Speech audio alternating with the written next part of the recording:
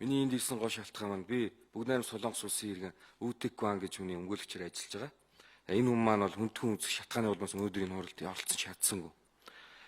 Энэ хүнд юу тохиолдсон бэ гэхээр Үүтэг Гуан нь бол 2019 оны 9 сарын 11-ний өдөр Монгол улсын ерөнхийлөгч Халтмаагийн Баттуулга, Монгол улсын ерөнхийлөгчд ухнааг хүрсэх засгийн газрын эрхлэх газрын дарга ил оюун эрдэнэ хувь зүйн сайд зэн нэмд орж улсын ерөнхий прокурор байж аргасан нарт өргөл гаргасан байдаг.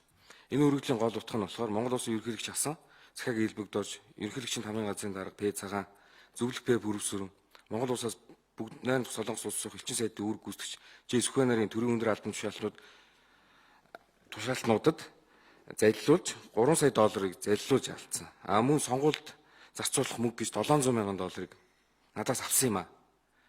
2013 оны ерөнхийлөгчийн сонгуульд 700 зарцуулна гэж 700 мянган доллар надаас авсан юм а.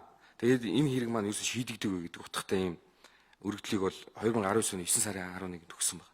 Яагаад ийм оройтож ингэж өгж байгаа юм бэ гэхээр Монгол улсад бол төр цаг арай эргэлээ. Миний хэрэг бол нааштайгаар шийдэгдэх боломжтой болж ирж байгаа юм байна. Өмнө өгсөн өргөдөл гомдууд бол огт шийдэгдээгүй. Ямар нэгэн байдлаар энэ дарагдаж өнгөрсөн асуудал байсан гэдэг тайлбарыг өмгөөлөгч надад бол тайлбарсан байдаг. Би ч хувьч хүний хувьд та яагаад ингэ хөөмөл цугцаанд дуусах үед ингэ дууссан байх үед ингэж өргөдөл гаргаж байгаа юм бэ? Тэгж асуусан л та. Тийм хариулт авчихсан. Энэ хэргийн утга нь болохоор хохирч нь 2011 онд өөрийн санаачлахаараа бүхэл бүтэн 1 сая доллар хандийн үйл ажиллагаа хийж Монгол улсын гэр оролт суудаг хашаа байшинтай иргэдэд шалын халаалтыг өөрийнхөө 1 сая долларын хөрөнгөөр үнэгүй 1 сая долларын шалын халаалтыг айл өргөж суулгасан юм бэл. Тэгэж явж явах үед үүж юм уу гэдэг шалын халаалтын үйлдвэртэй бүгд найрамд Солонгос улстай тийм үйлдвэртэй Солонгос нь бүгд найрамд Солонгос улсад Монгол улсыг төлөөлдөг элчин сайдын тэр үед үүрэг гүйцэтгэжсэн Ж Сүхбаатар гэж үгэнтэй танил холбоотой таныг энэ хүнтэй танилцуулаад өгөө тантай уулзах хүсэл сонирхолтой байна гэдэг санал хийснийхэн дагуу тэр үед Ж Сүхбаатар ил бүрвсүрэн цагаан гэж одоо ерөнхийлөгчийн тамгын газрын дарга хийжсэн цагаан нартай танилцуулж уулзуулсан байдаг. Тэгээд та бол Монгол улсад маш сайн ингээ үйл ажиллагаа явууллаа. Тэдгээр хүмүүс нь хэлж байгаа. Манай өмчлөлөгчд сайн үйл ажиллагаа явууллаа. Энэний чи хариуд бид нар танд бүхэл 10 сая долларын үн ханштай алтны ордыг, үндсэн ордыг 5 сая доллараар танд ингээд өгье. Та энийг ингэж худалдаж аваач гэсэн саналыг тавьсны хариуд бизнесийн хувьд ашигтай санал гэж үзээд гэрээ байгуулад 3 сая долларын шилжүүлсэн байдаг.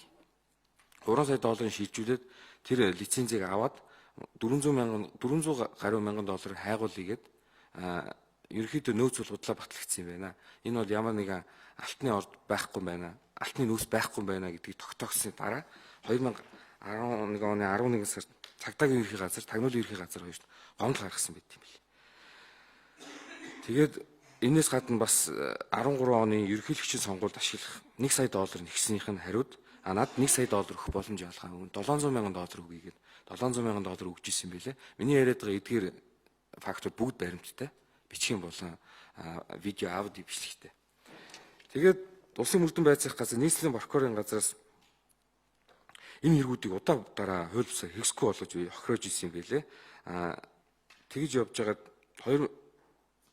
11 сард энэ дахиж гомдол гаргасан дараа улсын мөрдөн байцаах газрын чиглэлийн алх мөрдөн байцаагч даваад 2002 оны эрүүгийн үеийн 148 дугаар зүйлийн 148-ийн 4 зүйл заасан залих гэмт хэрэгээр эрүү үүсгэн шалгасан боловч нийслэлийн прокурорын газраас үл мэдэгдэх шалтгаанаар гэж байгаа. Төрийн нууцд авсан гэдэг. Хохирчийг нэг ч удаа байцаагаагүй. Хохирчоос нэг ч удаа асуугаагүй. Хохирчоос мэдүүлэг авахгүйгээр хэргийг хаасан байдаг. Тэгээ энэ хаасан прокурорууд нь нэрийг бичсэн л байна л да. Чи ганц цэцэг Эрхэн Баяр гэж прокурорууд бол энийг хэрэгсэхгүй болгосон гэж миний өмчлөлөгч бол надад хэлсэн.